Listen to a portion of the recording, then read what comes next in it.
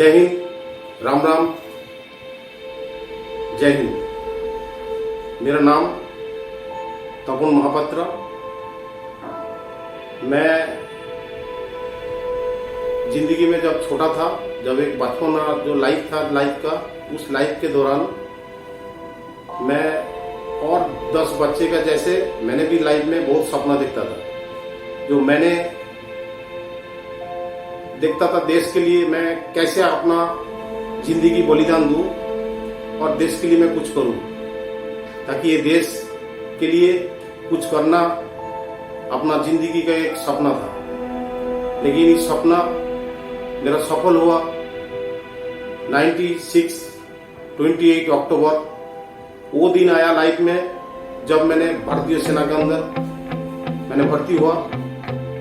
और जिस भर्ती होने के बाद मैं 5 मैक 14 ग्वालियर के अंदर मैंने नौकरी किया।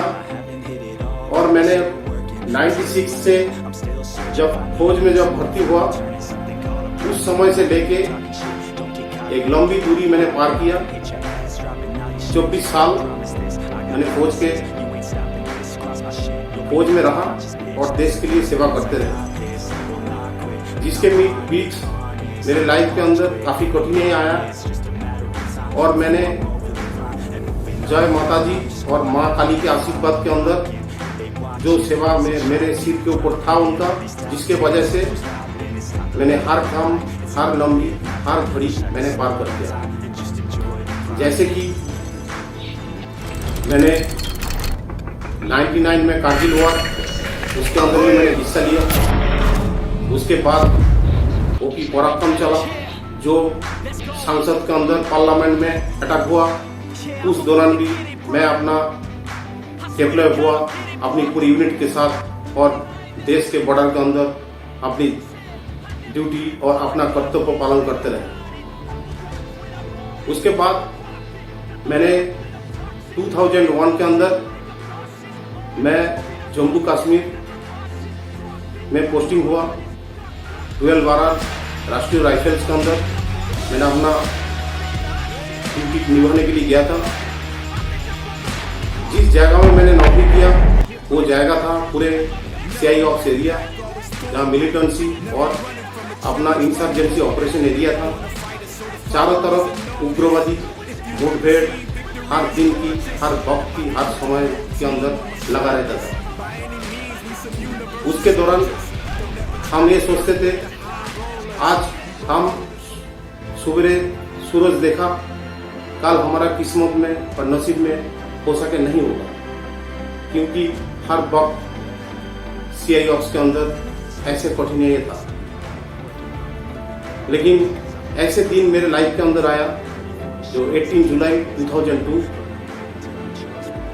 उस दिन अमरनाथ यात्रा के शुरुआत था। उसी दिन अमरनाथ यात्रा शुरू हुआ।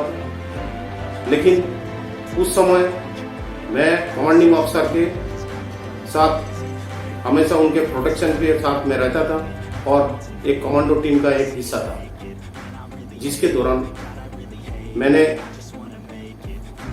उस समय जब उग्रवादी ने अपना ट्रूप्स के ऊपर हमला किया, उस हमला के अंदर, क्योंकि उस दिन ऐसे दिन था जिस दिन अमरनाथ यात्रा का शुरुआत था, इसी वजह से पूरे सिविलियंस के बस से लेके पूरे कन्वाई, पूरे रोड बंद हो गया था।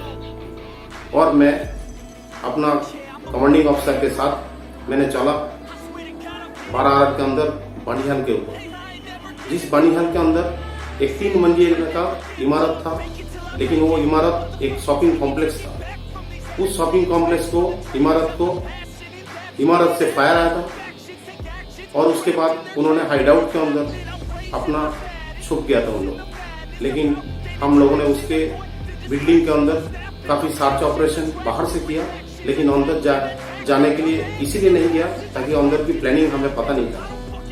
जब हमें प्लानिंग के लिए पता करने के लिए गया, तब कमांडिंग ऑफिसर महोदय मुझे बताया उस बिल्डिंग के प्लानिंग लाने के लिए। उसके बाद मैंने बिल्डिंग के अंदर घुसने के बाद जैसे घुसा मैंने, मैंने देखा पूरे बिल्डिंग अंदर है, क्यों? वो अंडरग्राउंड वाला रूम था। लेकिन उसके बाद जैसे सामने मेरे साथ जैसे और एक मेरे साथ साथी जो कैप्टन अतुल सोमराई साहब ने मेरे साथ ही अंदर आया था।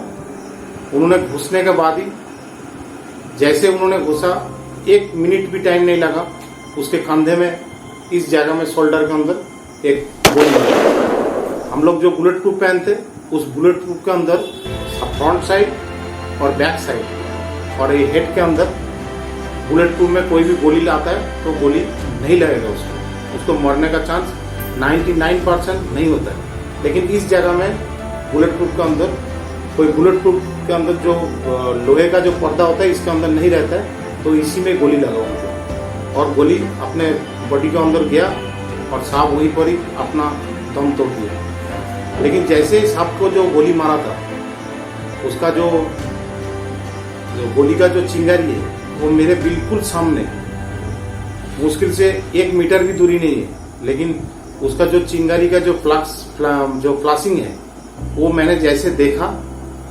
मैं उसी समय अपना मैगजीन के 30 राउंड उन्हीं के ऊपर उतार दिया। हो सके मेरा लाइफ में वो एक थोड़ा गलती था, ताकि मैंने उस बंदे के ऊपर, उस उग्रवादी के ऊपर मैंने पूरे राउंड उतार दिया था। लेकिन उसके बाद मैंने मेरे जो 2 और जो कमरे हैं, जिस कमरे से जो मिलिटेंट्स का जो फायर आया मेरे पैर के अंदर, उस समय 9 गोलियां लग गया था। लेकिन मुझे ये नहीं पता लगा जो मेरे पैर में गोली लगा।